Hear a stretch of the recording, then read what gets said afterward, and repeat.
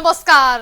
आजको खबरमा हामी दूरदराजका आवाजहरू बुलन्द पार्छौं। जनमतलाई कदर गर्दै फरक प्रसङ्ग र सूत्रमा बहस गर्छौं। समय, सन्दर्भ र सूचनाको क्षेत्रमा गतिशील रहन्छौं। हिजो, आज र भोलिका प्रसङ्गमा छुट्टै बहस अनि त्यसमाथिको विश्लेषण गर्ने कार्यक्रम आजको खबर। म तुलसी अरियाल।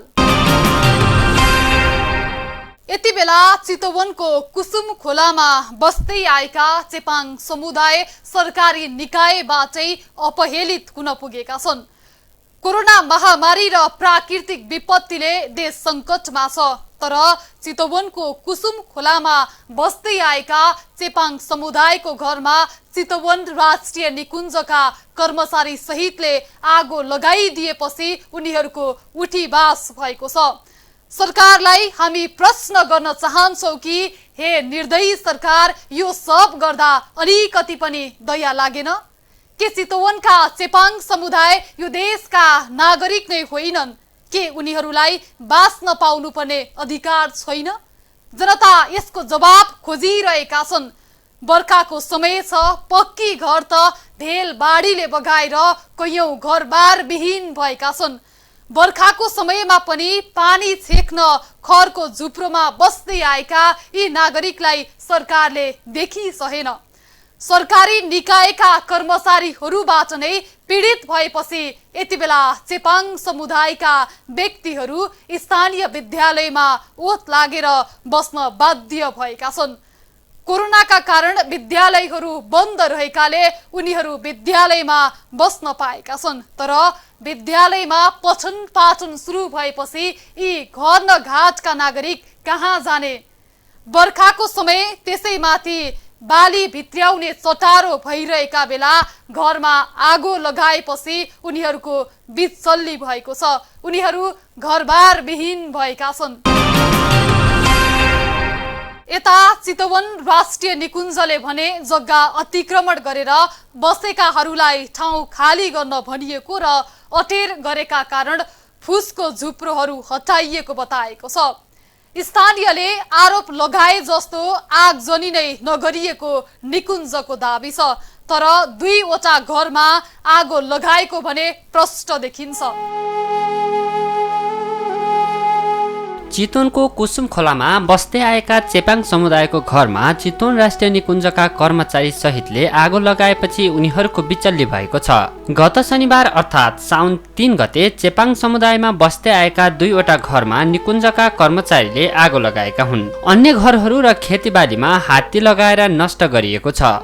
स्थानीय गङ्गामाया चेपाङले हात्तीसहित आएको निकुञ्जका कर्मचारी र नेपाली सेनाको टोलीले घरमा आगो लगाएको बताउनुभयो। के गरेर खाने होला, बालबच्चा कसरी सुरक्षा तालिम हुर्काउने होला जस्तो लागेको छ हामीलाई। एकदम दुःखमै भयो। यसमा चाहिँ पहिला आउनुभयो, उनीहरू आएपछि सोध्नुभयो, अब तपाईँहरू यहाँ बस्नुहुन्छ? हजुर सर, पहिलादेखि यहीँ बसेको हो भने। अनि त्यहाँदेखि तपाईँहरू अब यहाँ बस्नु पाएन, तपाईँहरू जानुपर्छ भन्नुभयो। कहाँ जाने हो नि सर हामी भन्नुभयो। तपाईँहरू जहाँ छ तपाईँहरू जानुहोस्, नगरपालिका घर बनाएर दिनुभएको छ त्यहाँ जानुहोस् भन्नुभयो। सर हामीलाई घर बनाएर दिएर हामीलाई घर पुग्दैन सर, हामीलाई दिएको छैन भने। दिएको पनि छैन सर, हामीलाई घर बन्न त महत्त्वपूर्ण हामीलाई जमिनै चाहियो। अब जमिन भएपछि त हामीले त बालबच्चा आफ्नो जीवनहरू जसरी भए पनि हामी पाल्न त सक्छौँ सर, हामी जाँदैनौँ, हामीलाई यही बस्न चाहन्छौँ भनेर भन्दाखेरि तपाईँहरू जानु नै पर्छ। अबको 7 दिनमा हामी आउँछौँ भन्नुभएको थियो, तर 7 दिन पुगेन, आज आउनु भएको छ। अनि पुगेको छैन होला दिदी, आज आउनुभयो। अनि उनीहरू नै आगो लगाउनु भयो। अब तपाईँहरू बस्न पाउँदैन भन्नुभयो, अनि आगो चलाउनु भयो, घर चलाउनु भयो। सरेर हामी यतातिर बस्यौँ। त्यहाँदेखि के गरेर सुत्ने हो हामी भने। त्यहाँदेखि त नओर्ने ओछ्याउने केही छैन सर, के गरेर हामी सुत्ने त नि भनेर। जानुहोस् तपाईँहरू, ऊ त्यहाँ स्कुल रहेछ त्यहाँ गएर सुत्नुहोस् भन्नुभयो। त्यहाँदेखि 81 भन्नुभयो। के गर्ने त सर हामीलाई, त्यहाँ त तपाईँहरू फाल्नुभयो सबै। अब कसरी सुत्ने, कसरी के खाने तताउने भएन, केही छैन, तपाईँहरू किन त्यस्तो गर्नुहुन्छ?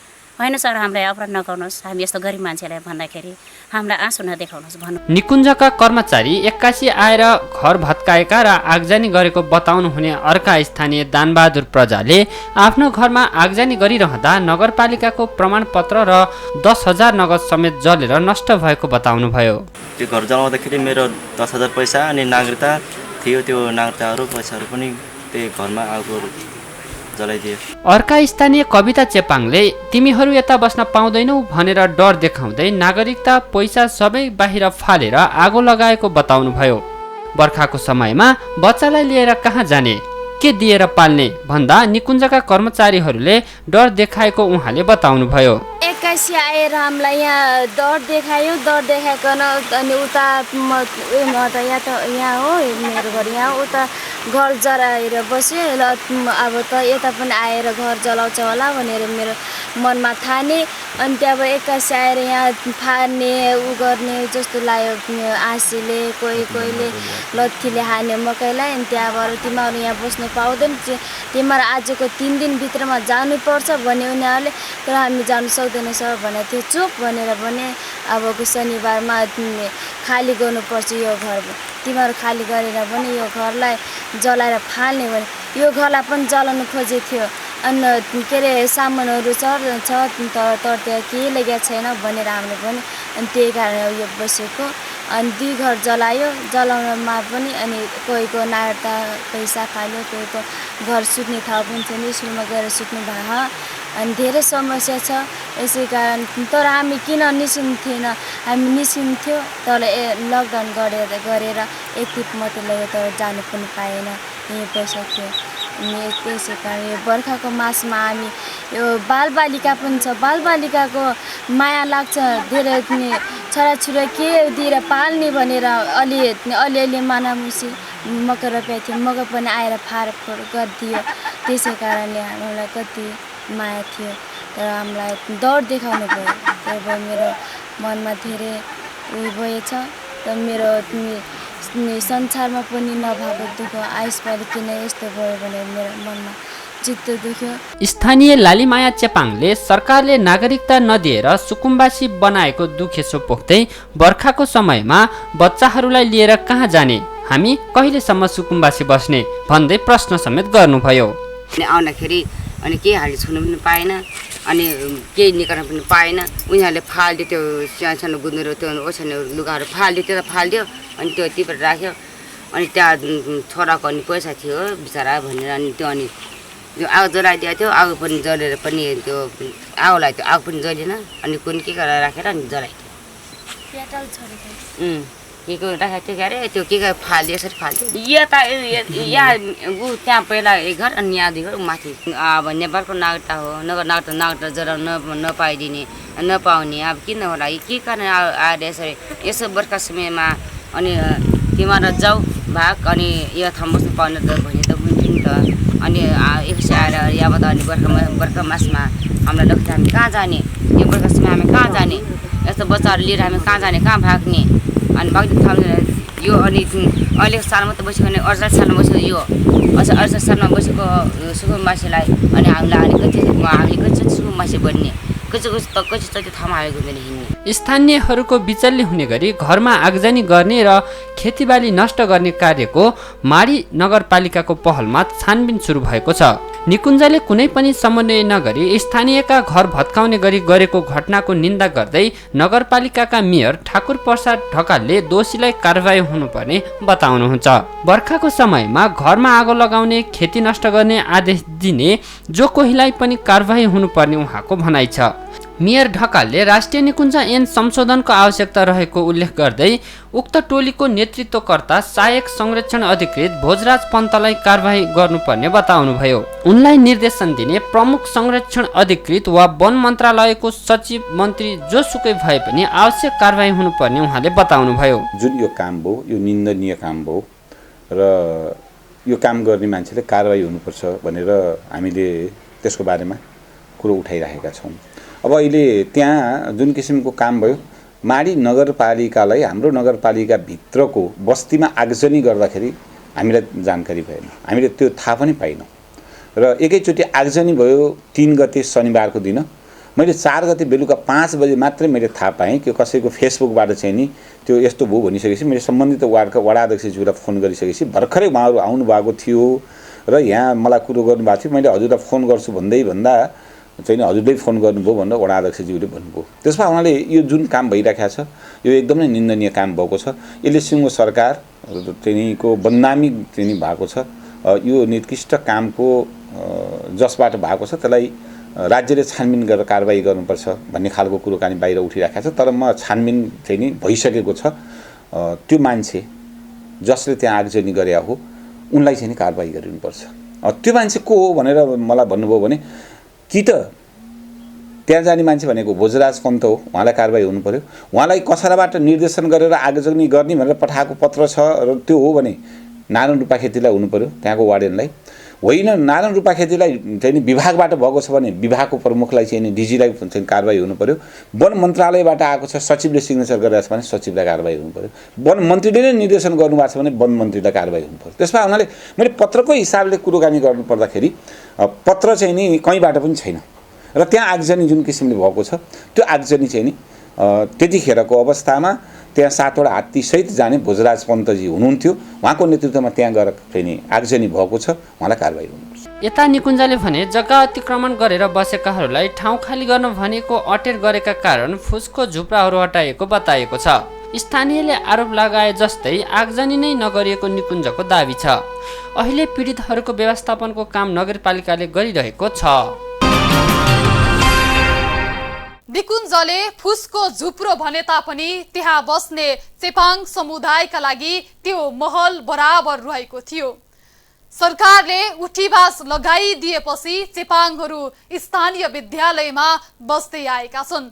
दान बहादुर प्रजासँगै दीपक बहादुर चेपाङको घरमा आगो लगाएको थियो भने अन्य 8 घर हात्ती लगाएर भत्काइएको थियो।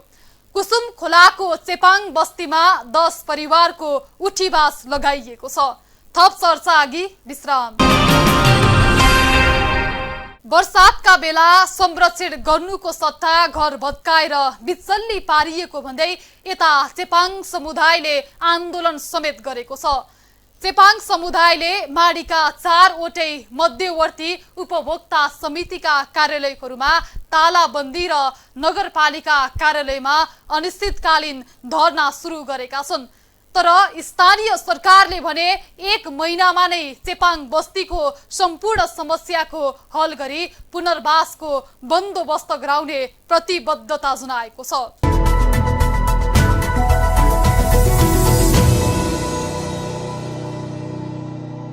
चितौन राष्ट्रिय निकुञ्जले कुसुम खोलामा हात्ती प्रयोग गरेर घरगोठ भत्काइदिएपछि मध्यवर्ती क्षेत्रमा बस्दै आएका सुकुम्बासीहरू आन्दोलित भएका छन्। बाँदर झुला सुकुम्बासी सङ्घर्ष समिति, कुसुम खोला बस्ती व्यवस्थापन सङ्घर्ष समिति र पौहारी बाढी पीडित बस्ती व्यवस्थापन सङ्घर्ष समितिको संयुक्त आयोजनामा माडीका सुकुम्बासी, बाढी पीडित र चेपाङ समुदाय आन्दोलित भएका हुन्। आन्दोलनकै कार्यक्रम अन्तर्गत माडीका 4वटै मध्यवर्ती उपभोक्ता समितिका कार्यालयहरूमा तालाबन्दी र नगरपालिका कार्यालयमा अनिश्चितकालीन धरना सुरु गरेका छन्। प्रदर्शनमा सुकुम्बासी, बाढी पीडित चेपाङ र भूमिहीन समुदायको सहभागिता रहेको थियो। आन्दोलित सुकुम्बासीहरूले घटनाका दोषी उप कारबाही तथा पीडितहरूलाई उचित क्षतिपूर्तिको व्यवस्थापन गर्नुपर्ने माग राखेका छन्।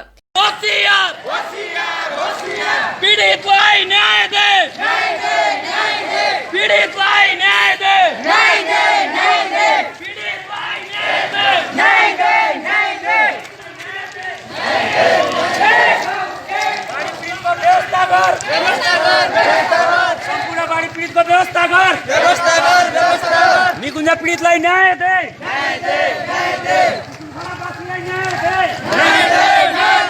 बाँदर झुलाको आबादी जग्गामा ट्र्याक्टर लगाएर खेती गर्न पाउनुपर्ने, प्याउली, कुसुम खोला, बाँदर झुला हुँदै ठोरी चौतारा जोड्ने वैकल्पिक बाटो तत्काल खोली स्तरोन्नति गर्नुपर्ने उनीहरूको माग छ। यता माडी नगरपालिका नगर प्रमुख ठाकुर प्रसाद ढकालले 1 महिना भित्रमा कुसुम खोलामा रहेका बाँकी सबै घरलाई राइटोल वा परुही खोला किनारमा स्थानान्तरण गरिने बताउनु भएको छ। राइटोलमा निकुञ्जले घर बनाउन रोकेको भन्दै त्यसको समाधान खोजिने उहाँले प्रतिबद्धता व्यक्त गर्नु भएको छ। गरिबी बस्ने झुपडीमा एउटा चाहिँ अमानवीय क्रियाकलाप भयो, यसलाई हजुरले कसरी हेर्नुहुन्छ?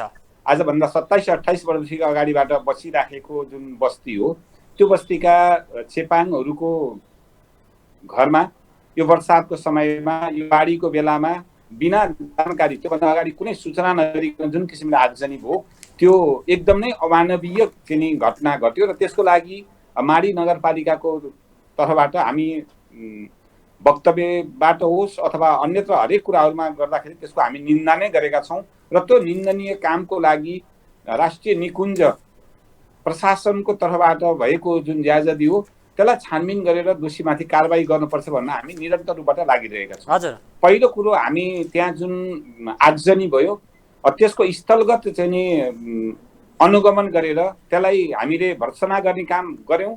तथापि पछिल्लो चरणमा आएका अझ दुःखद कुराले गर्दाखेरि माडी नगरपालिका एकदमै दुखित छ कि त्यहाँको छानबिन गर्न भनेर जुन टोली आयो त्यो टोलीले अझ काल्पनिक कुराहरू चाहिँ नि लिएर गएर वन मन्त्रालयमा पेश गर्यो कि त्यो चेपाङहरू मोटरसाइकलमा चढेर गएर मचानमा बसेर चाहिँ नि बाँदरपुरमा बनाएको मचानमा आगो लागि भएको तल घर बनाएर चाहिँ नि मोटरसाइकलमा जाने गरेको भनेर वन मन्त्रालयको तर्फबाट चाहिँ नि वन मन्त्रीज्यूलाई त्यो भन्न लगाउने गरेर जुन काम गरियो त्यो सर्वत्र चाहिँ नि निन्दाको विषय छ र तलको आगजनी गर्ने मात्रै होइन त्यो प्रतिवेदन पेश गर्नेलाई समेत पनि कारबाही गर्नको लागि वन मन्त्रीज्यूले अगाडि बढ्नुपर्छ र यस्तो गलत चाहिँ नि रिपोर्ट गर्ने कर्मचारीहरूको यथार्थता के हो छानबिन गर्नको लागि संसदीय समितिबाट नै त्यसको चाहिँ आयोगको एउटा गठन हुनुपर्छ र संसदीय छानबिन समितिले नै त्यसको छानबिन गर्नुपर्छ भनेर एकातिर हामी त्यो रूपले लागिरहेका छौँ भने अर्कोतिर उहाँहरूको जुन जसको घर छैन उहाँहरूलाई चाहिँ हामी घर निर्माण गर्नको लागि माडी नगरपालिकाले त्यो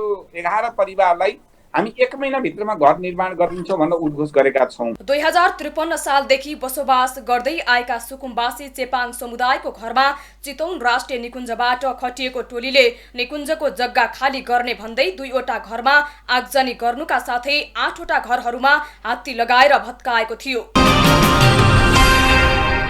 आन्दोलित सुकुम्बासीहरूले घटनाका दोषी उप कारबाही तथा पीडितहरूलाई उचित क्षतिपूर्तिको व्यवस्था गर्नुपर्ने माग राखेका छन्। थप चर्चा अघि विश्राम। यता वन तथा वातावरण मन्त्री शक्तिबहादुर बस्नेतले मानवीय त्रुटि हुन जाँदा चितवनको कुसुम खोलामा घटना घटेको बताउनुहुन्छ। मन्त्री बस्नेतले चेपाङ बस्तीमा घर नभई त्यहाँ रहेका 8 गोठ भत्काउने र जलाउने काम भएको उहाँको तर्क छ।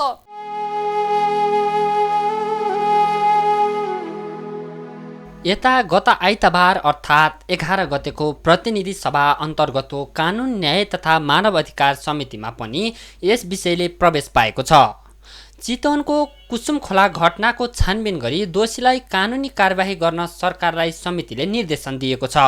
समितिको गत आइतबार अर्थात् साउन 11 गतेको बैठकले नेपाल सरकार वन तथा वातावरण मन्त्रालयलाई चितवनको कुसुम खोलामा हात्ती लिएर जनताको घर भत्काउन र आगोलागी कार्यमा प्रत्यक्ष संलग्न व्यक्तिलाई कानुनी कारबाहीको दायरामा ल्याउन निर्देशन दिएको हो। हात्ती लगाएर घर भत्काउने एवं आगजनी गर्ने कार्य गैर संवैधानिक एवं गैर कानुनी भएको समेत ठहर गरेको छ। समितिले संविधानले प्रदान गरेको सम्मानपूर्वक बाँच्न पाउने हक र वासस्थानको हक विपरीत जनतालाई विपदको समयमा वैकल्पिक व्यवस्था बिना घरबाट नउठाउन समेत मन्त्रालयलाई निर्देशन दिएको छ।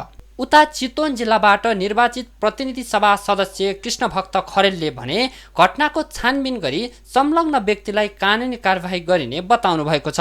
सांसद पोखरेलले मानवता विरोधी अपराध भएको ठहर गर्दै पीडितलाई क्षतिपूर्तिको व्यवस्था गर्दै छिटोभन्दा छिटो पीडित पक्षलाई न्याय दिलाउने आश्वासन समेत दिनुभएको छ।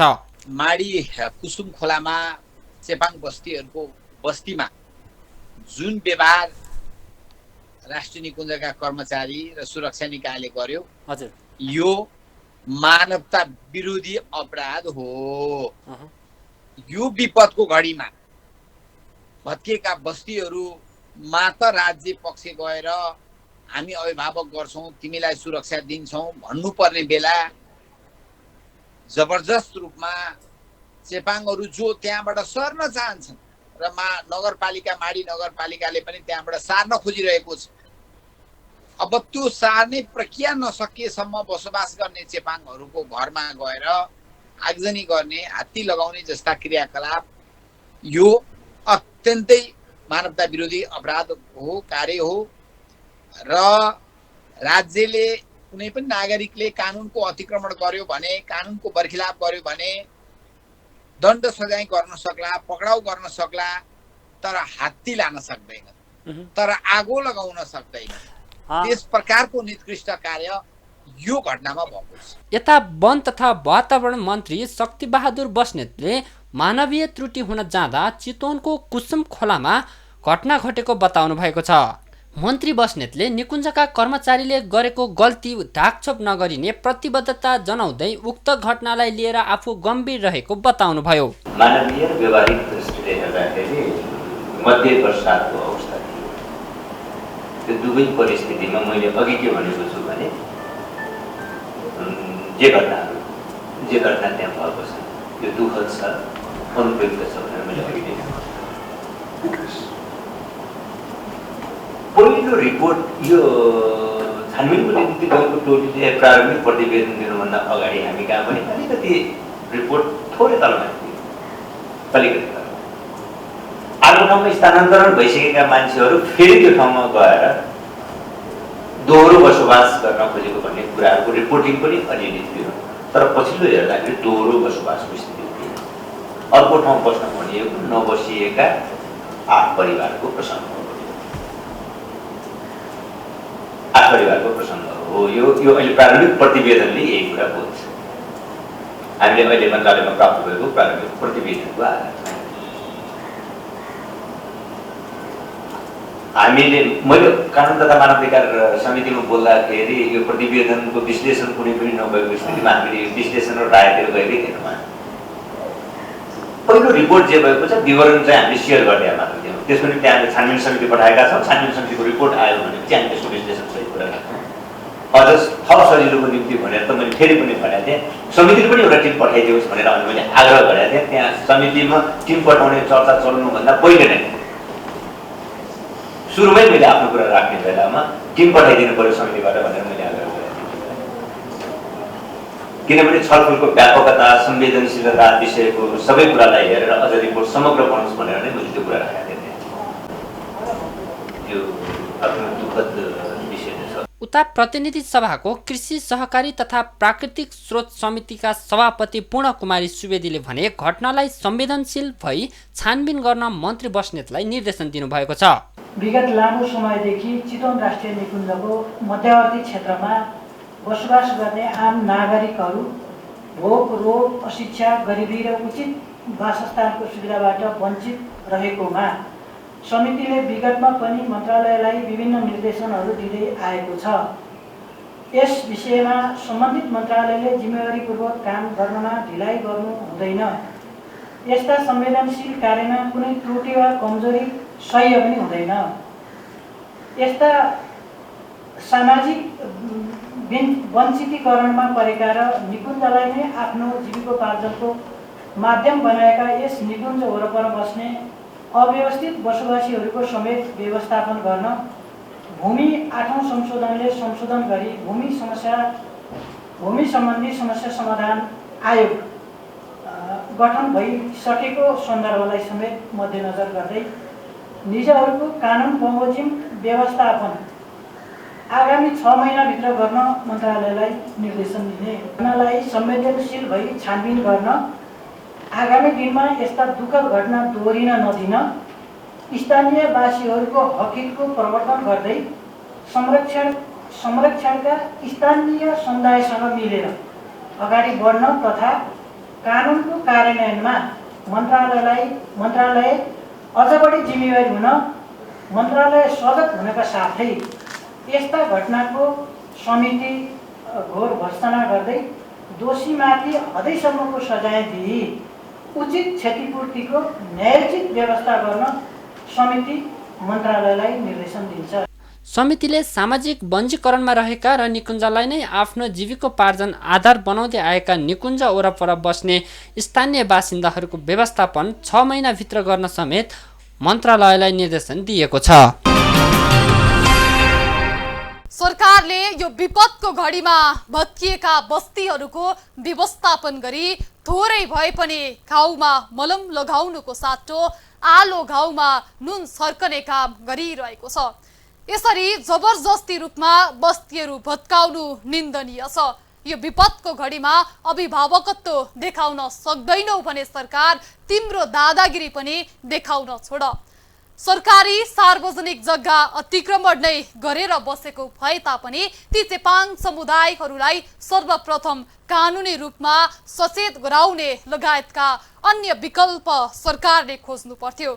यसरी मानिसहरूलाई रातारात बिचल्ली घरबार विहीन र भोको नाङ्गो बनाउनु के मानव अधिकार हनन भएन र सरकार? आम जनतालाई यस्तो अमानवीय व्यवहार बिल्कुलै सह्य छैन। यसरी जनतालाई दुःख दिने, तडपाउने र घर न घाटको बनाउने अधिकार कुनै निकायलाई पनि छैन। हरेक नागरिकमा बाँच्न पाउनुपर्ने अधिकार छ। नमस्कार।